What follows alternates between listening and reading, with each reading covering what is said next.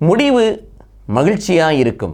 இயேசு கிறிஸ்துவுக்குள் பிரியமான என் சகோதர சகோதரிகளே, இந்த நிமிட நச்சரிக்கை இயேசுவின் நாமத்தில் நான் உங்களை அன்போடு அழைக்கிறேன்.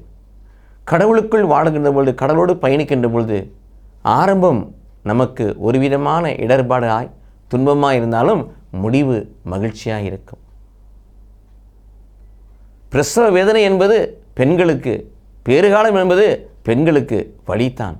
பிள்ளையை பெற்றுக்கின்ற பொழுது ஒரு பெருமகிழ்ச்சி அந்த தாய் பெறுவது போல சில விதமான வேதனைகள், பாடுகள், கலாபனைகள் வரும். ஆனால் முடிவு மகிழ்ச்சியாக இருக்கும்.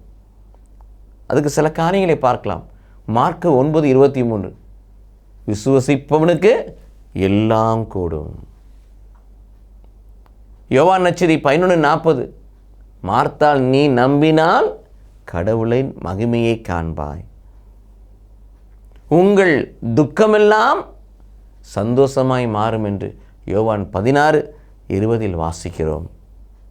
மட்டுமல்ல பிரியமானவர்களே, கண்ணீரோடு விதைப்பவர்கள், திருப்பாடல் வாசிக்கிறோம் அல்லவா, 128 கண்ணீரோடு விதைப்பவர்கள், கண்ணீரோடு விதைக்கிறோம், ஆனால் களிப்போடு அக்களிப்போடு அறுவடை செய்வோம். கிறிஸ்துவுக்குள் வாழ்கிற வாழ்வு நாம் புடமிடப்படுவதற்காக ஆரம்ப நிலை நமக்கு துன்பமாய், கஷ்டமாய், வேதனையாய், கலாபனையாய், நெருக்கடியாய் இருந்தாலும் அது தொடர்வதில்லை. முடிவு என்பது, அதற்கான விளைவு என்பது, அதற்கான விடை என்பது ஆசீர்வாதமாய் மகிழ்ச்சியாய் இருக்கும். அந்த நம்பிக்கையிலே நாம் தொடர்ந்து பயணிப்போம். கடவுள் நம்மை ஆசீர்வதிப்பாராக. ஆமென்.